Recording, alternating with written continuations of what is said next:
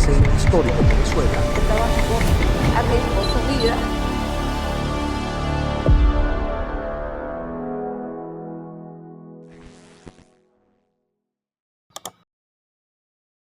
Los testimonios y opiniones emitidos en este espacio representan únicamente el punto de vista de los entrevistados, quienes dan fe de la autenticidad de los hechos.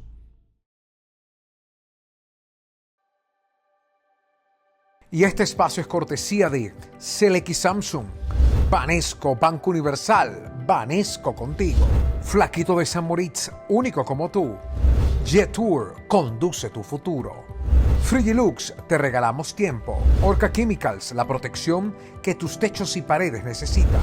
Intilac, tu marca confiable de higiene y cuidado íntimo, íntimamente confiable.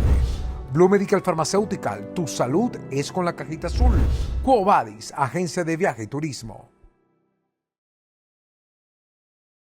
Atención a Herrera, gran jugada de Herrera, ha penetrado y ha lanzado magníficamente. Nació en Trinidad y Tobago, pero su alma siempre ha sido venezolana. Entre Petar y la pastora, Cara Herrera aprendió desde niño que el esfuerzo podía cambiarlo todo. Su historia no se resume en anillos ni en trofeos, sino en una promesa: sacar adelante a su familia.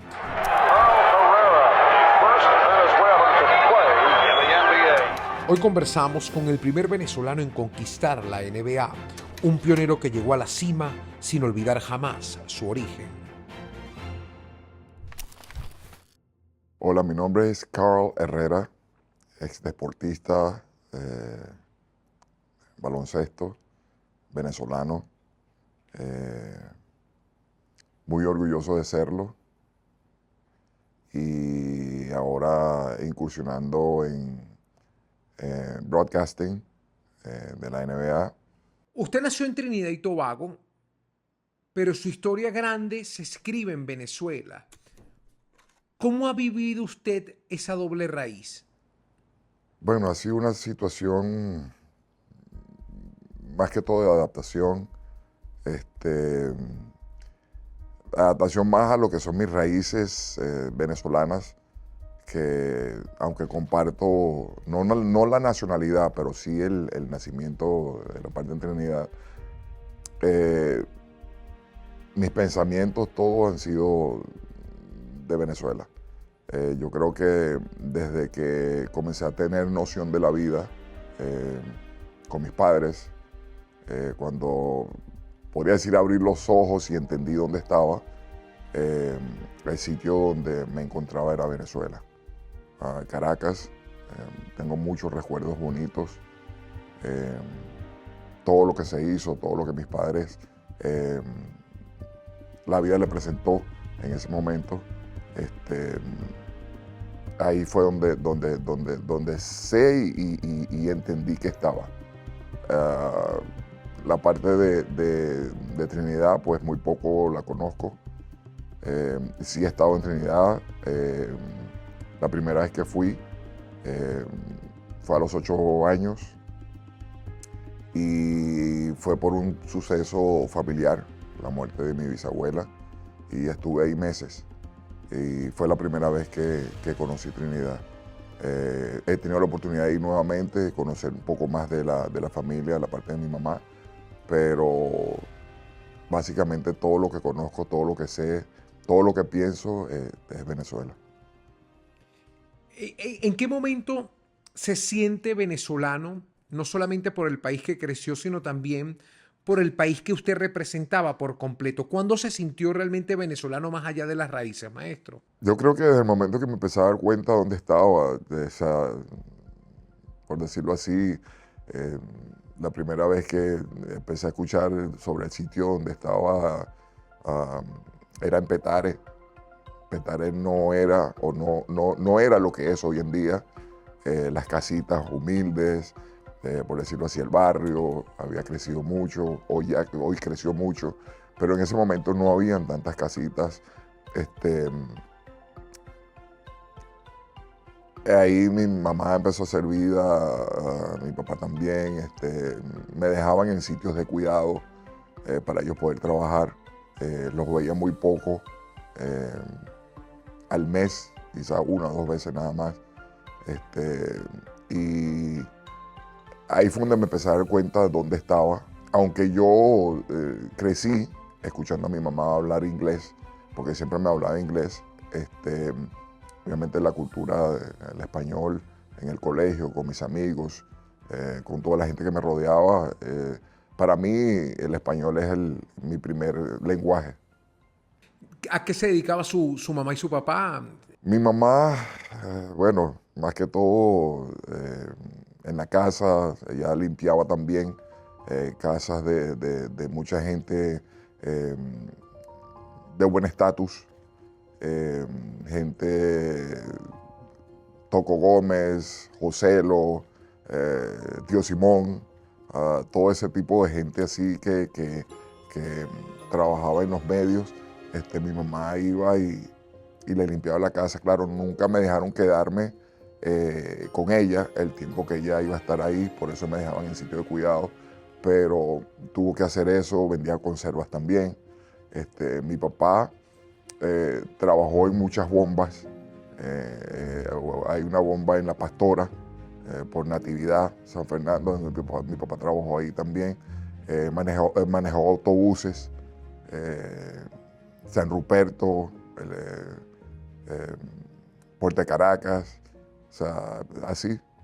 Ese era el tipo de trabajo que mis padres hicieron. ¿Y qué le dio Venezuela a sus padres? ¿Cómo siente ese cariño o esa respuesta ante el trabajo? Porque sus padres fueron o son personas muy trabajadoras, pero ¿cómo sintió esa respuesta del país? Bueno, en aquel entonces yo creo que, aunque Venezuela estaba en un momento bastante bueno, por decirlo así, económicamente, se hablaba de venir a ir a Miami, la gente compraba muchas cosas, se regresaban, ya la economía estaba muy bien. Mis padres, quizás por cuestiones de estudios o de oportunidades, no la estaban pasando muy bien. Nosotros tuvimos que mudarnos muchas veces de un sitio a otro, de Petare a La Pastora, de La Pastora a las minas de Baruta. De verdad que nos movimos muchas veces. Mi mamá, por una situación de no poder pagar en ese momento el alquiler de donde nos estábamos quedando, nos sacaron de la casa, nos pusieron las cosas afuera y bueno, mis padres no sabían qué hacer. Y en ese momento mi mamá habló con una amiga de ella y le pidió que por favor si le podía ceder un espacio en su casa, y le cedió la parte de la sala, la mitad de la sala, y ahí mis padres pusieron la cama. De hecho ya mi hermano ya había nacido, Carlos, y metieron la cama ahí, yo dormía en el piso y bueno, las cositas, todo lo poquito que teníamos los metimos ahí, pusieron una cortina y ahí nos quedamos por cierto tiempo. Ya después de ahí pues nos mudamos a la avenida Panteón, Terraplén. Tuvimos que invadir una casa. Había un señor enfermo que vivía al lado, no olía muy bien, era como indigente, había un basurero. Ahí estuvimos por mucho tiempo, por mucho tiempo. ¿Cuándo, señor Cara, empieza a cambiar la situación? ¿Es el deporte quien le da tal vez una nueva visión de la vida? ¿Es el deporte quien ayuda a construir tal vez unas bases más sólidas económicamente? Mira, yo creo que todo empezó a cambiar cuando sí empecé a incursionar en el deporte.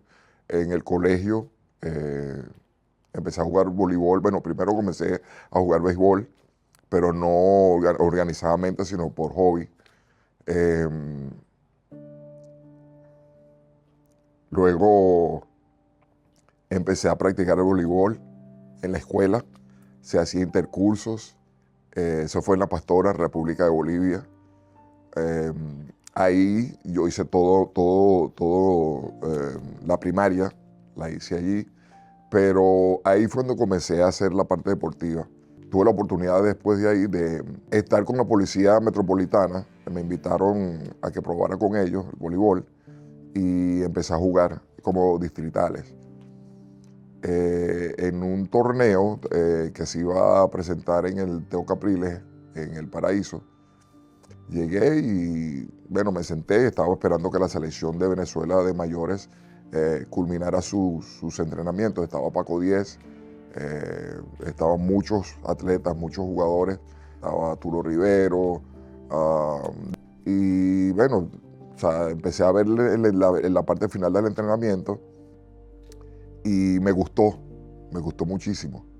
Y hablé con unos amigos míos para que me empezaran a enseñar a jugar el baloncesto. Me llevaron al Parque Subillaga, eso es en Cotiza, y ahí me empezaron a enseñar cómo se corría, dónde metía los tiros, de este lado se entrenaba, de este lado se defendía, con el profesor Nelson. Ahí también jugué mis primeros partidos. El primer partido tuve como 13, 14 tapones. Y a medida que fui mejorando, me fueron invitando para diferentes selecciones, selección juvenil.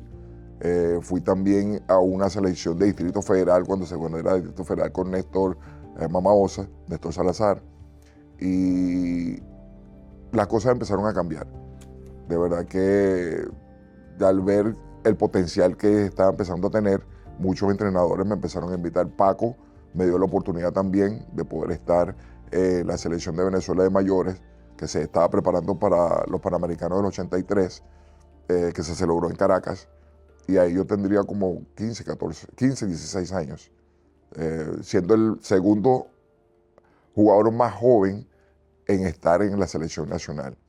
Y a medida que fueron pasando las cosas, yo creo que fue cambiando mi vida para mejora.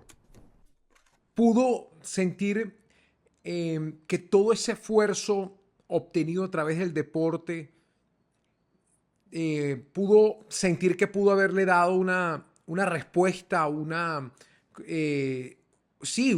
gratitud a sus padres? ¿Usted pudo responderle con todos esos logros a sus padres de la forma que usted hubiese querido corresponderle? Sí, yo creo que cambió drásticamente mi vida al Dios darme la oportunidad de primero tener un físico como el que tengo, alto. Yo a los 13 años ya medí 1,96. Era muy, muy alto, siempre fui muy alto en la escuela, en todos sitios. De hecho, me echaba mucha broma también por mi altura, siempre era el último. Y yo creo que no solamente el entender lo que Dios me estaba dando, sino utilizarlo a mi favor, utilizarlo para mi familia, entender que tenía un tool, una herramienta bastante fuerte, pero mi idea, después que pude tener la oportunidad de venir a Estados Unidos, conseguir una beca, todo eso era venir, graduarme, regresar a Venezuela, trabajar en un liceo, seguir jugando al baloncesto, comprar una casita, comprar un carro pequeño y darle una mejor vida a mi familia, a mi mamá, a mi papá, a mi hijo, a mi hermano, que yo le llevo acá a los 11 años. Y más que todo tratar de encaminarlo y encaminar a mi hijo también. Y mejorar la vida de mis padres, porque ya en los Panamericanos, jugando los Panamericanos, a mi madre la estaban operando de un tumor en la cabeza. De un tumor, gracias a Dios, no era maligno. Y mientras yo estuve jugando, ya la estaban operando. Mi papá en ese tiempo también empezó a tener problemas del Parkinson.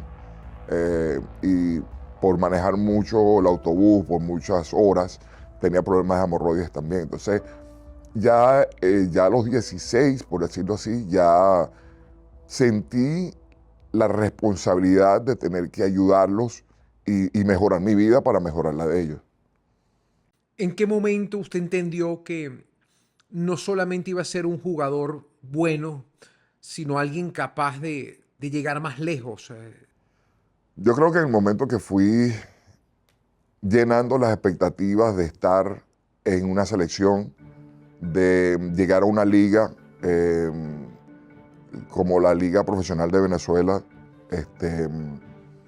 donde las cosas se me empezaron a dar más, me gustaba entrenar duro, me enfocaba en lo que estaba haciendo, me concentraba mucho en lo que estaba haciendo por tratar de mejorar nuestro estatus, nuestra vida, pero entender realmente todo eso era difícil por las situaciones, todo lo carente. Recuerda lo que te dije, por lo menos en Caracas pasamos muchas cosas, invadir la casa, ya luego de ahí tener que irnos a Guanare, Estado Portuguesa, llegar a un escenario el cual, por querer mejorar, yo hice algunas exigencias al equipo. Le pedí que por favor nos tratara de conseguir una casa, por lo menos 3 habitaciones, una lavadora secadora para mi mamá, porque lavaba mucho a mano, se tornaban las manos y ya no podía lavar por la cuestión de la operación. Llegar a un sitio donde no conocía nada, imagínate, cambiar Caracas por irme a Guanare, donde en Caracas podías ver muchas cosas, tenía amigos. En Guanare no lo tuve. Perseguir al dueño del equipo, por ejemplo, para que me pagara. Quedarme en su casa sentado desde las 9 de la mañana hasta las 5 de la tarde y él estaba adentro esperando que me pagara. O sea, pasamos muchas cosas allí. Yo creo que el esfuerzo y la enseñanza de estar en Guanare, Dios quizás permitió que las cosas pasaran así para que yo madurara, para que entendiera que con esfuerzo las cosas se podían dar. Y fue una enseñanza fuerte, dura para nosotros. En nuestra casa no había nevera, no teníamos muebles. Después que inclusive le pedí que nos diera una casita con las mejoras que nunca tuvimos. Para poder comer nos tenemos que sentar en una lata de pintura, o sea, todo ese tipo de cosas. Pero yo tenía fe en lo que estaba haciendo, tenía fe en que en algún momento las cosas iban a cambiar, no sabía cómo. Yo me senté muchas veces al lado de un teléfono, tratando de llamar a entrenadores, a mucha gente para que me ayudara a venirme a Estados Unidos. Nunca pasó. También tuve la oportunidad con Gabriel Estaba. Él ya se había venido para acá. Y un día Gabriel, teníamos un juego en Barquisimeto y Gabriel me llama después del partido. Nos ganaron, él jugaba con Pantera, yo jugaba con el equipo portuguesa. Y me dice, Negrito, te tengo una sorpresa. Y yo digo, ¿qué pasó? Me dice, te tengo una beca, te tengo una I-20. Y yo le digo, Gabriel, no juegues con eso porque tú sabes que yo desde hace tiempo me quiero ir a Estados Unidos.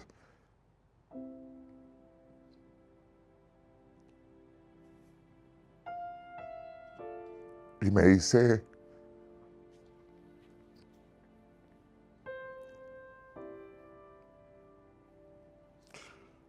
yo la beca, yo la leí, me senté, respiré y le dije que muchas gracias porque era algo que yo añoraba y que bueno, quizás eso iba a ser mi futuro. Y le di un abrazo. Y toda la vida le estoy agradecido a Gabriel por ese gesto. Y bueno, de ahí fue el comienzo de tener una idea mucho más amplia, donde sentía que Dios me estaba dando oportunidades por el esfuerzo y por los sitios donde había estado, por la situación de mis padres, por darnos una oportunidad más. Hablé con los dueños del equipo y les pedí que por favor me ayudaran porque lo que faltaba era el boleto para poderme venir para Estados Unidos, pero yo no tenía el dinero. Y en ese momento Gabriel me dice, bueno, lo vamos a conseguir de una forma. Hablé con los dueños del equipo y me dijeron que no me lo iban a dar, porque ellos pensaban que si yo me iban a dar el boleto, yo me iba a venir y no iba a ir más. Y yo le dije, bueno, voy a conseguir el dinero prestado y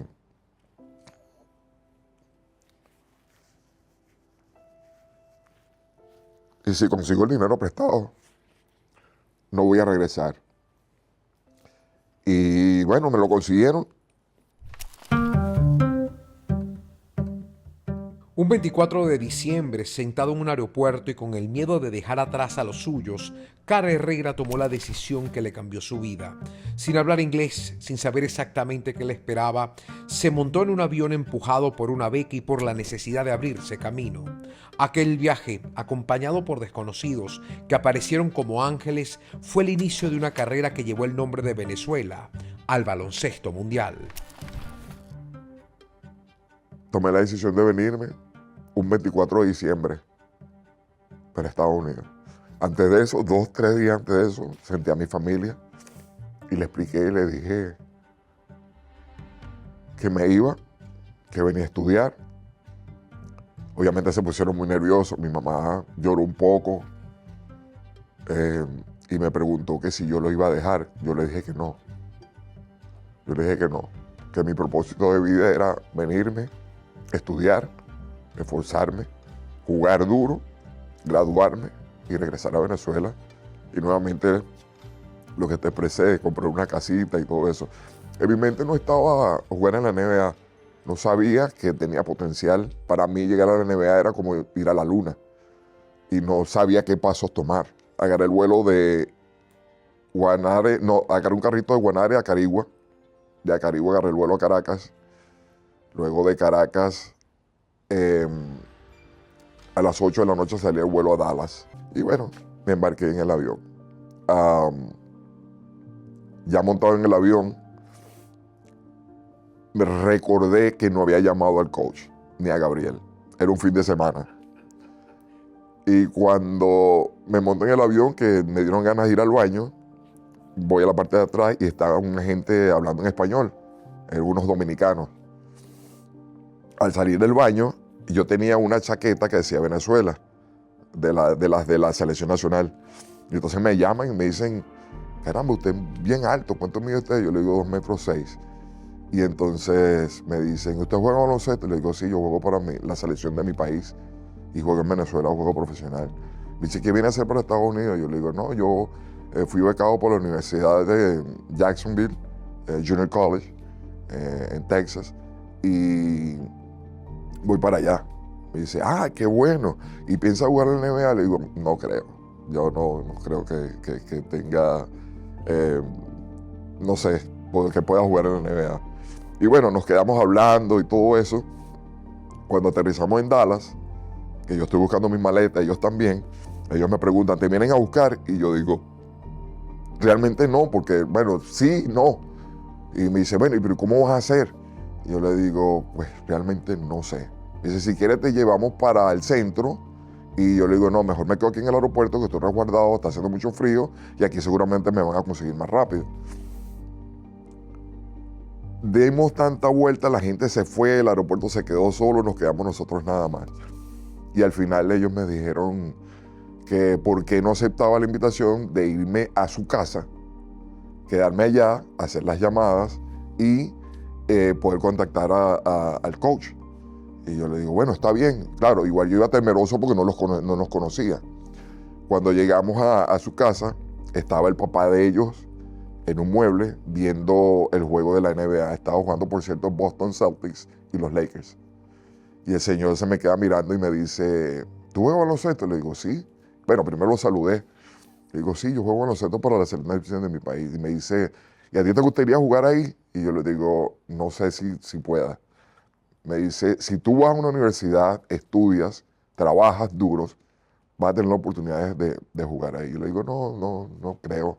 Cuando llegaron, que yo vi que Gabriel sacó el pie, que se paró, salí corriendo como muchacho chiquito y me abracé a Gabriel y le dije, oye, gracias por venirme a buscar, de verdad, y a coach también. Y entraron, les presenté a las personas que me habían ayudado, que por cierto, coach después dijo que seguramente fueron unos ángeles.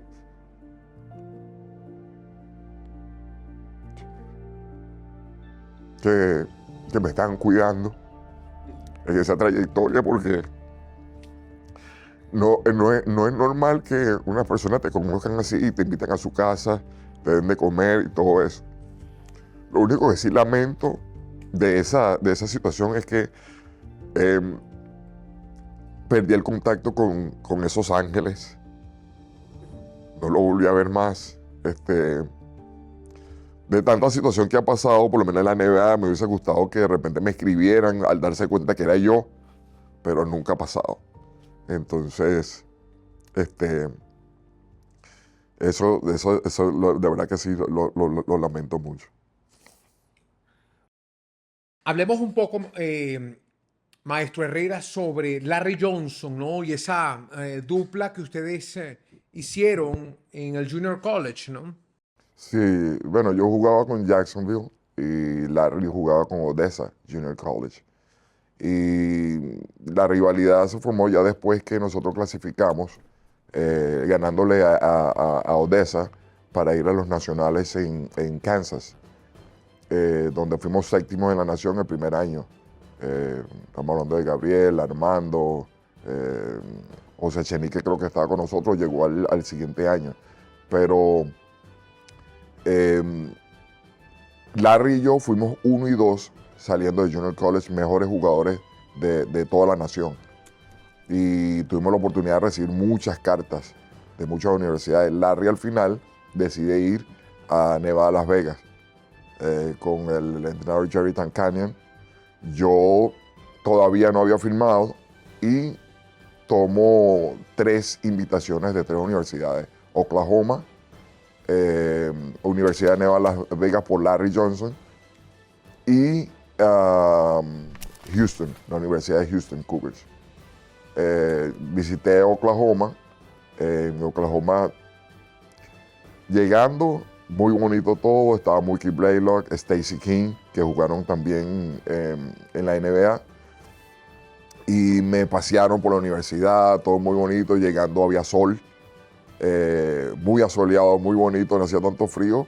Y estando dentro del gimnasio, vimos el partido, todo muy colorido. Y cuando salimos de ahí, cayó una nevada. Y yo decía, no vengo para acá. De verdad, lo siento mucho. Yo creo que el frío para mí no, por decirlo así, para un negrito no es bueno. Y yo que vengo de un país caribeño, o sea, un país que hace bastante calor y no me iba a hallar allí. Luego tuve la oportunidad de ir a Las Vegas, primera vez que iba. Tomé ese para también conocer Las Vegas y ver la universidad, pero había como que muchas distracciones y sentí que no iba a jugar, no me iba a concentrar en lo que quería hacer. Para Carl, la altura nunca fue solo una condición física, fue una oportunidad para transformar la vida de su familia. Desde sus primeros destellos en la cancha hasta su reconocimiento como uno de los mejores universitarios del país, su impulso siempre fue el mismo, darle dignidad a los suyos. Detrás del atleta había un muchacho endurecido por la necesidad y guiado por un propósito muy claro. Y luego tuve la oportunidad de venir a Houston, la Universidad de Houston. Lo primero que me dijeron es que habían 2.500 venezolanos en aquel entonces. Me llevaron a comer comida criolla, me gustó el clima. Había un vuelo directo de Venezuela para Houston y viceversa. Y cuando entré al gimnasio, el Hafines se llama, o se llamaba, había unos venezolanos escondidos y yo no lo sabía. Estaban como en los asientos y había una bandera inmensa, grandísima, pero la tenían enrollada. Y cuando yo entré, que me estaban hablando, empezaron a desenrollar la bandera y a ondearla.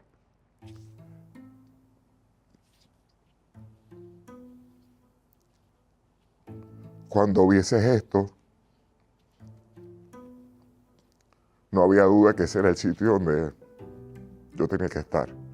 Mi país, mi pueblo está viendo el esfuerzo que estoy haciendo tan grande, tremendo esfuerzo para que mi país esté en lo más alto y ya estoy viendo que no ha pasado por desapercibido todo el trabajo que se ha hecho por fuera y eso es lo que yo esperaba de hace mucho tiempo y ahora me está pasando, ahora como que digo, mi sueño se está cumpliendo.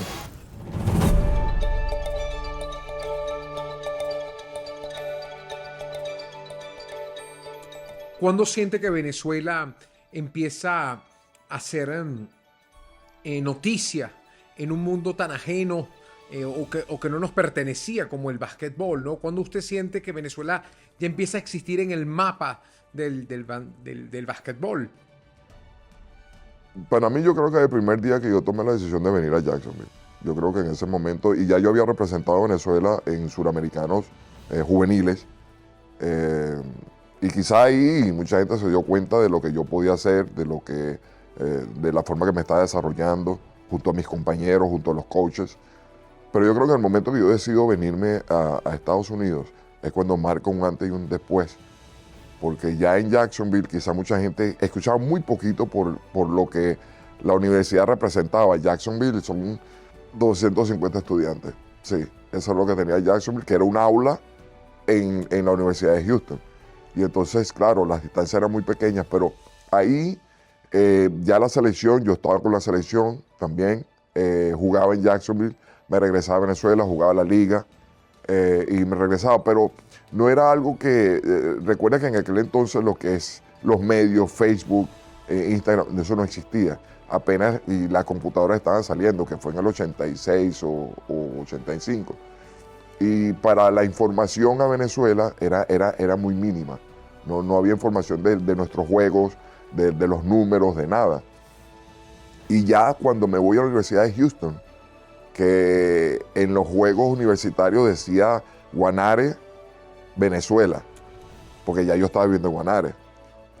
Ahí la gente se empezó a fijar en Cara Herrera, empezaron a ver que, y no muchos hablaban de la NBA, porque yo no creo que muchos pensaron, así como lo pensaba yo, que yo tenía oportunidad de jugar en la NBA. O sea, no se hablaba de la NBA, no se hablaba de nada de eso, hasta que, bueno, tomo la decisión de poner mi nombre en el draft, después de salir de la Universidad de Houston, porque yo ahí quedé All-American, Newcomer of the Year, o sea, tuve muchos premios individuales y fuimos a la primera ronda de la NCAA.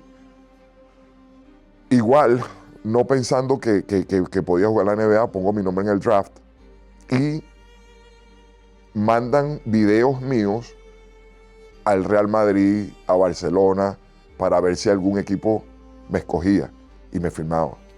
Eso era lo que quizás yo también quería hacer por las carencias que teníamos de dinero. Mi papá en algún momento sufrió una cardíaca. Yo estaba que dejaba la universidad. Llegó un momento donde yo hablé con coach también y le dije que me iba. Él me había dicho que me iba a traer a mi familia y llegó un momento donde no me la trajo. Mis números comenzaron a bajar, pero muy proporcionalmente bajaron. No era el mismo jugador que era en Jacksonville. Y cuando yo le dije que me iba, me dijo, bueno, si quieres te vas, porque tú no eres el mismo jugador que yo vi llegar aquí. Y yo me paré y me iba a ir y después me paró y me dijo, siéntate. Y me dijo, ¿cuándo quieres que te traiga a tu familia? Yo le dije, coach, en el momento que usted diga, yo quiero a mi familia aquí, mi hijo y mi esposa, yo los quiero aquí. Y a los 3 días los llevó. Cuando los llevó, mi juego cambió por completo, mi averaje subió, era otra persona, era inclusive mejor que lo que llegué cuando llegué de Jacksonville. Y de ahí, bueno, después de poner mi nombre en el draft, terminar ese año, fue cuando tomé la decisión de firmar con el Real Madrid. Y darme cuenta de todo lo que en Venezuela se hablaba y se decía, yo creo que así es en ese momento. Somos la protección que tus espacios necesitan. Somos Orca Química. Llegar a los Houston Rockets o los Rockets de Houston ya era una hazaña, ¿no? Pero ¿cómo era convivir o cuál era su visión desde adentro? ¿Cómo era pertenecer a un equipo que era además campeón? Mira, mucha gente piensa de que yo llegué a los Rockets cuando ya tenían un equipo conformado con todas las estrellas que tuviste al final, o en el momento que yo llegué, pero no. Yo llegué a los Rockets en el 91, ¿okay? Después de haber estado en el Real Madrid.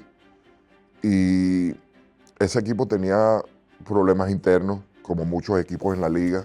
Yo creo que la liga en ese momento estaba tratando de limpiar la imagen de muchas cosas que estaban pasando. Y no era ni la sombra de lo que llegamos a hacer después del 91. Fue un proceso. La organización empezó a limpiar, empezó a hacer un cambio de jugadores. Inclusive cuando yo llegué, el entrenador que me drafté a mí se llama Don Chaney, no fue Rudy. Y Rudy era el asistente de Don Chaney. A Don Chaney lo destituyen por un partido que perdimos contra Minnesota, que estamos ganando como por 20 puntos y perdimos. Lo destituyen, yo había firmado por un solo año y me entró como un temor, porque yo decía, bueno, el coach que me trajo, el coach que vio la visión y que vio el potencial que yo tenía junto con Hakeem, ya no está. No sé a quién van a poner, no sé lo que va a pasar si de repente ponen a un coach que no guste de mi juego y me dejen ir. Gracias a Dios pusieron al coach Rudy, que fue mentor de él también y bueno, él fue el partícipe de que yo viniese a Houston. Y ver cómo cambiaba la cara del equipo, cómo mejorábamos cada vez más, porque en el 91 ni siquiera clasificamos. En el 92 estuvimos cerca. En el 93 fue cuando fuimos a los playoffs contra Seattle.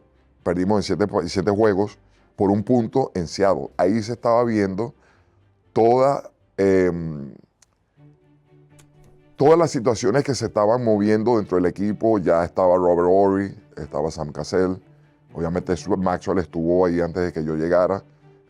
Nuestra estrella Hakeem ya tenía muchos años ahí, porque Hakeem llegó al equipo, creo que fue en el 83, 84. Pero se estaba viendo un Houston Rockets muy diferente, muy entendido. Ya cada quien entendía su rol. De hecho, yo cuando llegué, por haber llegado de la selección nacional,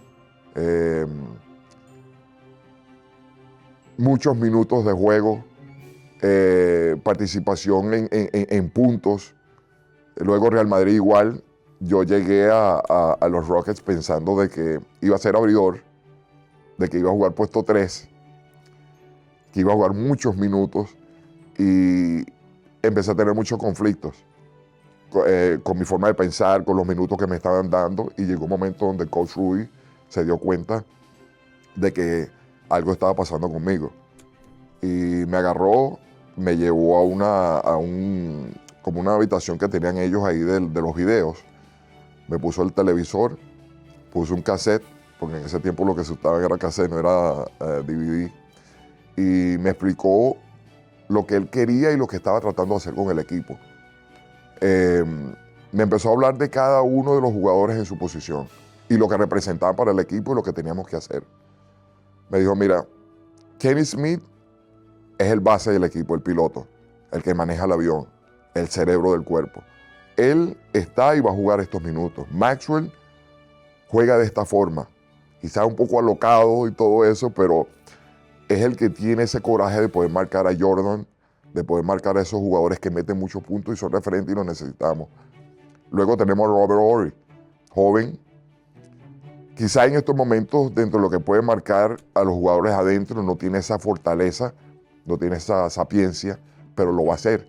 Es buen lanzador de afuera, tiene un potencial de salto muy alto. Luego tenemos a Oris Thorpe, que es el puesto 4, fuerte, pone muchas cortinas, pero marcar a los jugadores afuera se le hace un poco difícil. Y luego vienes tú. Luego viene Hakeem, la estrella, todo el mundo lo viene a ver jugando, es el referente del equipo. Y luego vienes tú. Sexto hombre, yo te garantizo 24 minutos, pero yo necesito que tú marques a quien tengas que marcar. A Karl Malone, a todos esos puestos 4, a Barkley, que tengas que marcar. Cambia el ritmo de juego. No necesito que metas 20 puntos, aunque sé que tienes la capacidad de hacerlo. Toma rebotes, da tapones, corre la cancha y entrégate completamente al juego. Claro, yo le preguntaba, pero ¿por qué yo tengo que hacer como que el trabajo sucio. Y me dice, porque tú tienes la capacidad de hacerlo. Y yo lo sé. Maestro, ¿qué sintió estar en un equipo lleno de figuras? ¿Qué se siente ver su nombre junto a ese primer campeonato, después ese bicampeonato, ¿no? ¿Cómo ve este triunfo de los Houston Rockets por 2 años consecutivos y su nombre junto a las glorias del básquetbol? Para mí algo no esperado, por lo que te digo, pues no, yo nunca pensé que iba a poder jugar, pero a medida que se iban dando las cosas, iba acentuando. Primero iba poniendo el nombre de mi país, ahí, o sea, Venezuela primero, esto por Venezuela, y luego estar con Hakeem, estar en la mejor liga del mundo. Cuando yo llego aquí, yo veo el piso, veo el logo y yo digo, bueno, ya estoy aquí, estoy muy emocionado, pero todavía faltan muchas cosas. De hecho, Hakeem el primer día me dijo que bienvenido y me dijo que no me sintiera cómodo, pues ya tenía un contrato, ya estaba aquí, que no dejara de trabajar. Entonces, todavía, mira, después de 30 y algo de años, todavía hay cosas que no me las creo, hay cosas que todavía me sorprenden, hay cosas que todavía para digerirlas, pero me siguen dando homenajes, me siguen dando a entender que estoy en casa. Cuando voy al Toyota Center, que esa es mi casa, que fui un referente positivo e importante para que ese equipo primero se transformara, segundo para que ganáramos un campeonato, para que ganáramos 2 campeonatos, para que fuésemos el primer equipo de Texas en ganar 1 o 2 campeonatos. Y me dicen que eso, o sea, dice mucho de nuestro carácter y de poder aceptar los roles. Sí, ¿usted siente que ese es el regalo más grande que obtuvo siendo un gran profesional del baloncesto? ¿Siente que ser bicampeón de la NBA fue el regalo más grande que la vida le dio profesionalmente? No. El logro más grande fue llegar a las Olimpiadas y representar a mi país. Ese fue el logro más grande. O sea, porque obviamente llegar a la NBA es algo que no fue esperado por mí. Ganar 2 veces, tampoco. Pero llegar a una Olimpiada, yo creo que eso es casi mucho más difícil para un atleta hacerlo. Y más para un país como el nuestro, que no es un referente basquetbolístico a nivel mundial, que nuestra referencia es beisbolística, que somos conocidos por eso, por nuestras misses, por las mujeres bellas, por el béisbol, porque somos un país con tanta cultura, con tanta diversidad, para mí el país más bello del mundo. Entonces, que salga, por expresarme de esta forma, un negrito de San José, del barrio, de donde quizá mucha gente no ve la luz. Las oportunidades se le pierden porque se dedican quizás a situaciones donde no tienen muchas oportunidades o la vida no le brinda muchas oportunidades, pero que Dios me haya dado a mí la oportunidad de salir de ahí, de ser un referente, no solamente en lo personal y por la familia, pero por mi país, y de haberlo hecho de una forma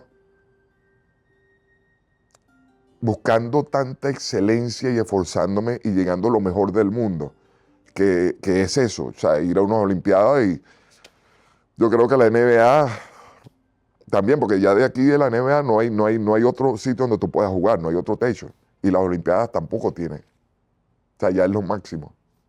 Maestro, quiero preguntarle su experiencia con esa estrella llamado Hakeem Olajuwon. ¿Qué recuerda un poco sobre compartir no solamente un bicampeonato, sino también todo lo que la gente no ve, ¿no? El backstage, la preparación, la presión, los miedos de ambos. ¿Qué recuerdas un poco? Yo no sé si hay una amistad o no, pero sí esa relación que pudo tener al lado de una de las grandes leyendas del baloncesto mundial. Mira, Hakeem para mí fue un referente en la NBA. Hakeem, quizás también por ser foráneos los dos, tuvimos como que ese acercamiento. él fue el que me puso el sobrenombre de amigo, porque una vez fuimos a comer y él me preguntó que cómo se decía friend en español. Y yo le dije amigo. Y yo me quedé así como que, ¿por qué me lo estará preguntando? Y me dice, desde ahora en adelante, tú te llamas amigo. Así es como te voy a llamar. Y yo le decía, ¿por qué? Me dice, porque siento que tu amistad, tu forma de ser es muy, muy genuina, muy sincera. No te gusta sobresalir mucho, eres callado dentro de lo que tienes que hacer, vienes y haces tu trabajo, escuchas, porque una de las cosas que yo creo que me llevó al éxito, estando ya, o sea, pasando por diferentes etapas de mi vida deportiva, fue aprender a escuchar. Desde el inicio, desde los primeros coaches que yo tuve en Venezuela, hasta estando en la NBA. El presidente de la República, Rafael Caldera, en su gira por Guanare, estado portuguesa, inauguró el Coliseo Carl Herrera en honor al destacado basquetero venezolano. Al evento asistieron 7,000 personas que presenciaron cuando, visiblemente emocionado, el venezolano estrella de la NBA rindió un homenaje al desaparecido periodista deportivo Luis Manuel Fernández. Para mí, uno de los mejores reporteros de este país, en su memoria, quiero decirte, Luis Manuel, que donde estés, mis logros son tus logros. Con el tiempo y con toda esa expertise y esos logros, usted dejó de ser solo un jugador y se convirtió en una institución del baloncesto venezolano. ¿Usted se siente representativo? ¿Usted se siente el poder que tiene y la inspiración que tiene para todos los que sueñan con jugar basquetbol en el país? Sí siento que he sido representativo para el país. Siento que, yo creo que, no voy a decir que he hecho lo suficiente, he tratado de hacer todo lo que ha estado en mi poder, ¿ok? Entregándome a un deporte que comencé a hacerlo y a participar muy tarde, a los 13 años, estando en situaciones y en sitios que a lo mejor en algunos he querido estar, en otros no, y he tenido que hacerlo.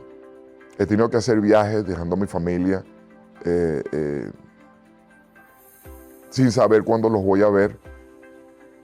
Y esa historia que se ha escrito hasta ahorita, para mí debería ser un referente para muchos venezolanos que hoy en día han tenido que tomar decisiones fuertes, han tenido que pasar por muchas cosas y hay muchos que todavía lo siguen pasando. Nuestro país ha cambiado tremendamente desde el momento que yo salí. Pero obviamente dentro de lo que es reconocerlo y entender que mi historia dice más que ganar unos anillos, dice más que ir a una olimpiada, es el poder aceptar que las cosas se pueden hacer, no importa de dónde vengas, no importa quién seas, no importa tu color de piel, no importa tu estatus. Que si te lo propones y entiendes que Dios tiene un propósito para ti, tú puedes hacer las cosas. Y eso tiene que ser un referente para muchos. Y así lo entiendo yo. Después de abrir un camino que nadie antes había recorrido, Carl Herrera también tuvo que enfrentar el peso de la incomprensión. Hubo ataques, descalificaciones y episodios de racismo que dejaron marcas profundas. Pero más allá de esas heridas, su reclamo parece ir a un lugar más esencial, el de un hombre que siente que su historia, su autoridad y su deseo de aportar no han sido correspondidos como deberían. Y ahí aparece una pregunta incómoda, porque a veces el país se le olvida celebrar y reconocer a sus pioneros. ¿Usted siente que Venezuela lo ha valorado en la justa dimensión de lo que para muchos usted logró?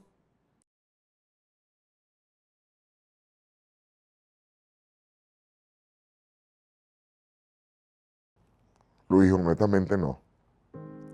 Y cuando digo valorado, yo no pido elogios todos los días. Yo no pido estatuas. Yo no pido, sino que simplemente quizás la historia se pueda contar de acuerdo a cómo ha pasado. Que entiendan que soy un venezolano más, que ama mucho a su país, que hasta el día que se muera va a ser así. Y que todo lo que se ha hecho con amor, con ímpetu y por un propósito de vida. Que es eso, o sea, ese amor que cuando me pongo la camiseta de Venezuela, el sentimiento que invade mi cuerpo es representar a todos los millones de venezolanos que en ese momento estuvieron y que todavía están, y los que no habían nacido y los que se han ido, o sea, a todos.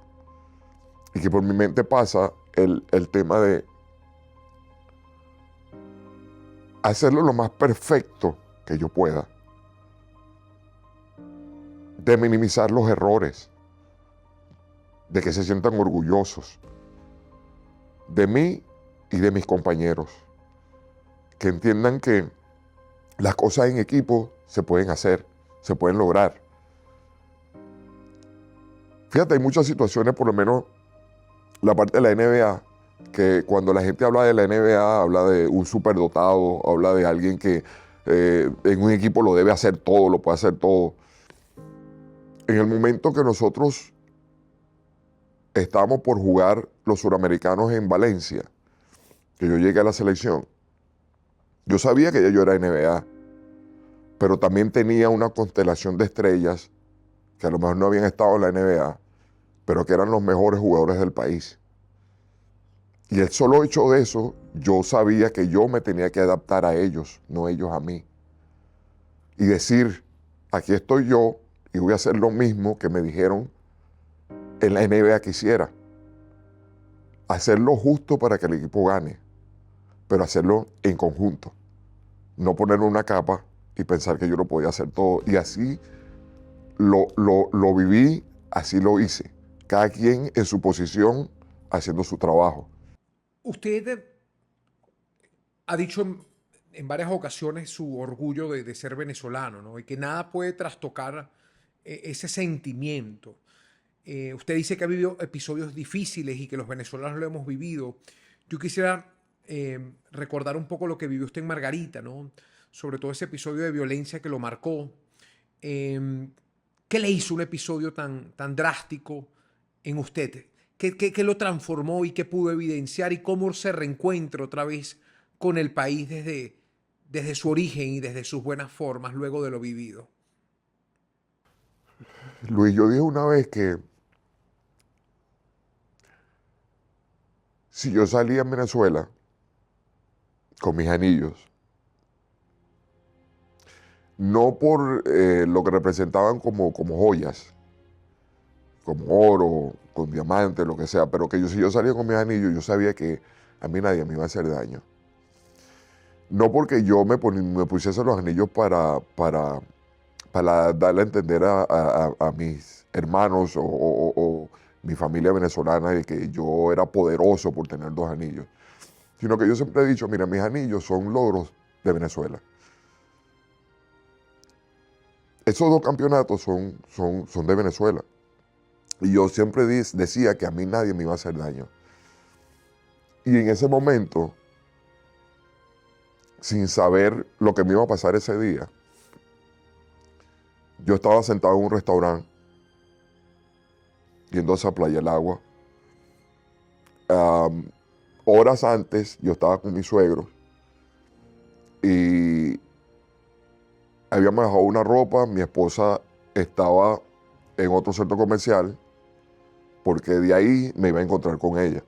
Y yo decidí llevarme a mis suegros y vamos a comer, pero entonces algo me dijo, yo los voy a dejar en la casa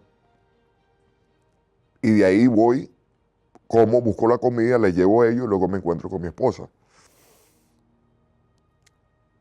Dejo a mis suegros se sorprendieron de que lo había dejado en la casa y me voy al restaurante.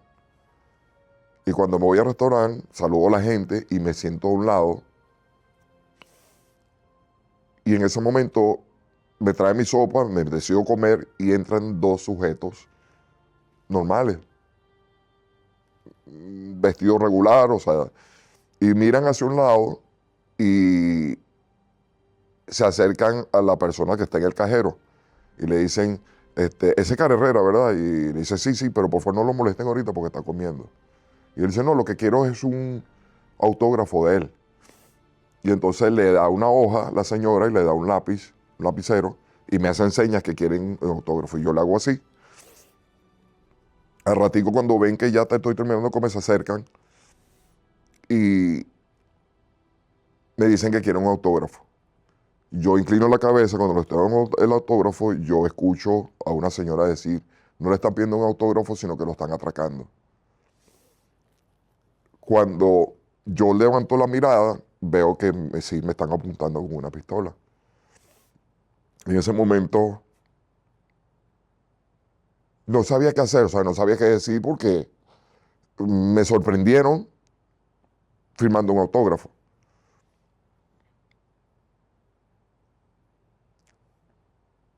Me piden mi pertenencia, me quitan el bolso, los teléfonos, todo eso, y uno de los que estaba ahí con el otro, el que no era el que me estaba apuntando, le dice que me dé un tiro en la cabeza. Yo le pregunto que por qué le dice eso si yo no me estoy negando a entregarle mis pertenencias. Me quitaron los anillos, me arrancaron la cadena.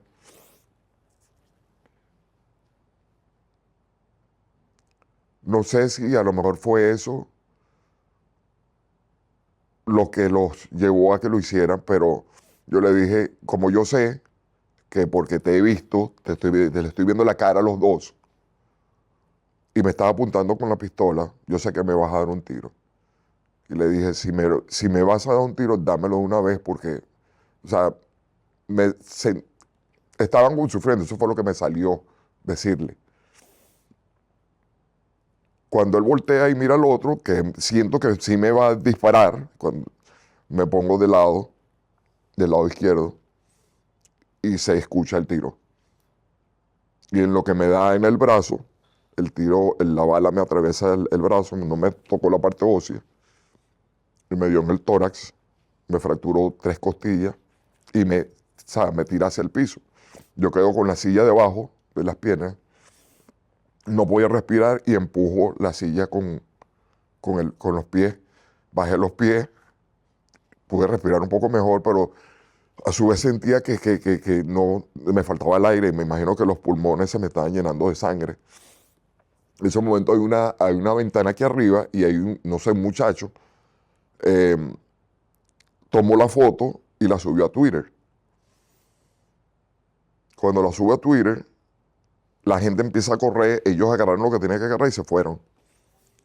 Cuando se fueron, la misma señora que le había dicho, le había dado el papel, empieza a gritar y me decía, negro, no te mueras, y agarrarme. Y hay un señor que se acerca a mí y me dice, Carl, tú me puedes dar un teléfono al cual yo pueda llamar para informarle lo que pasó. Y yo le doy el teléfono de mi esposa. Y le dije, dígale a mi esposa que yo la amo mucho.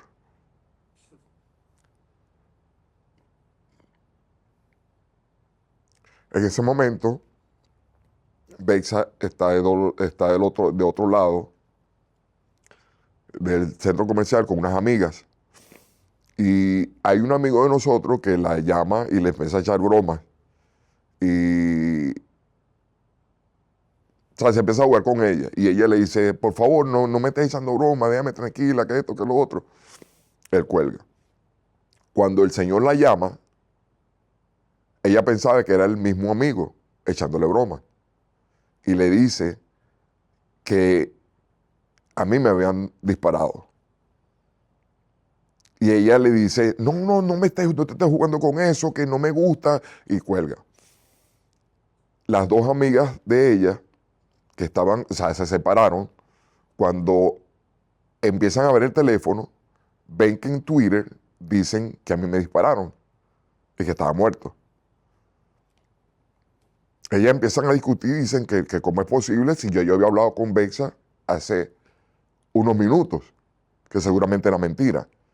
Cuando se encuentran de frente, las tres, que Bexa viene formando lío y peleando ella sola porque no sé qué, que las otras dos escuchan de que ella dice lo mismo, se miraron y dijeron, aquí pasa algo. Yo creo que hay cosas que están escritas, ¿no? Y algunas veces es difícil determinar la vida de esa forma, ¿no? Y decir que hay cosas que van a pasar, pero uno nunca se espera que ese tipo de cosas pasen.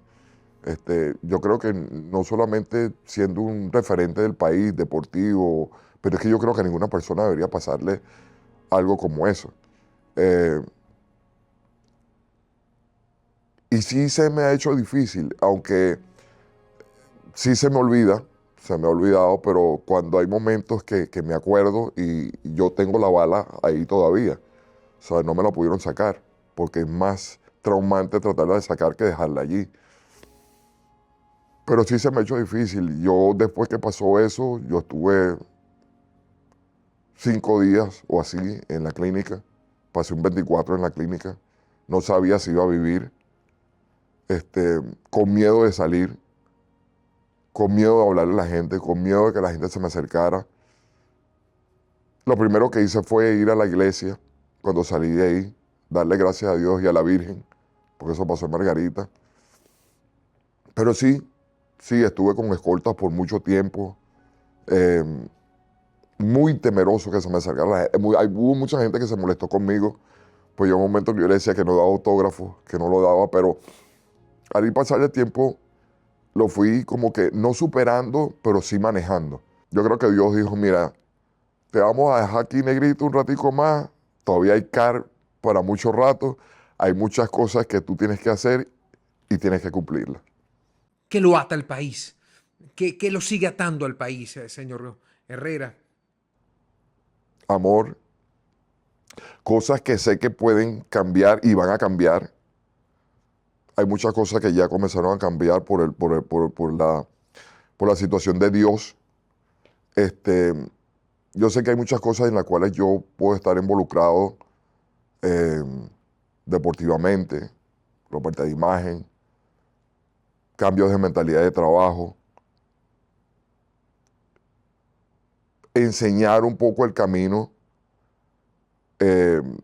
para llegar a sitiales, a sitios donde mucha gente piensa que no puede llegar o no saben cómo llegar, darle las oportunidades.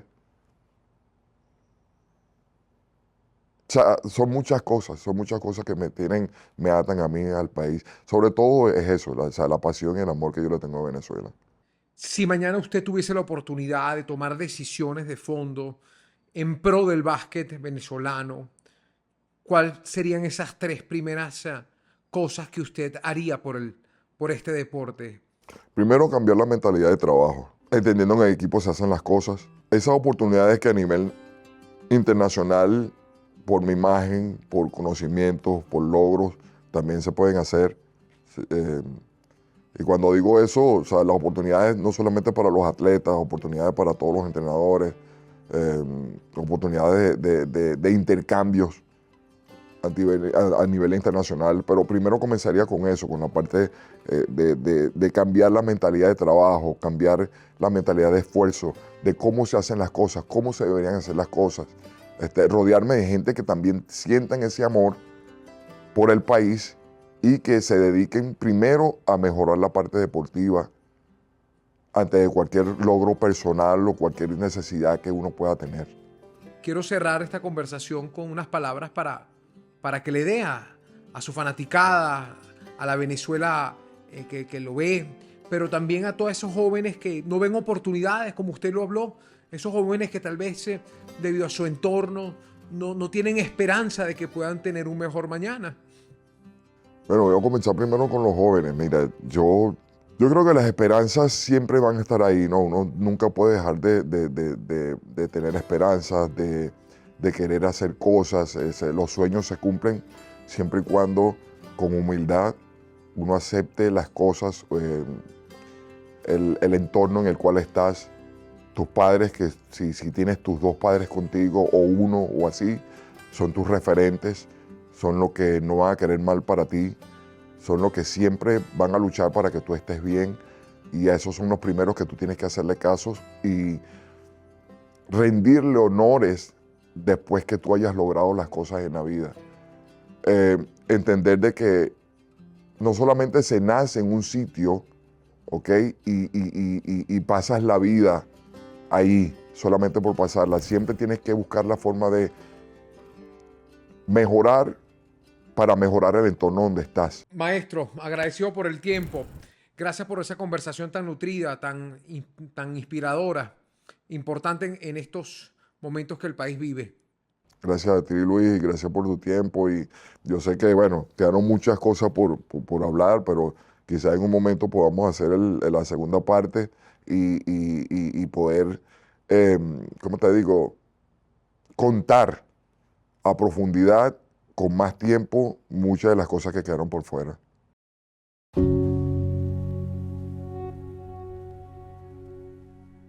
Karl Herrera pasó de la precariedad a la cima del baloncesto mundial, pero su verdadera grandeza no está solo en haber llegado, sino en para qué lo hizo, por su familia, por su dignidad y por su país. Su historia confirma que el talento abre puertas, pero es el carácter el que sostiene la gloria, y que aunque la vida te lleve lejos, hay algo que nunca debe cambiar: el orgullo de saber de dónde vienes.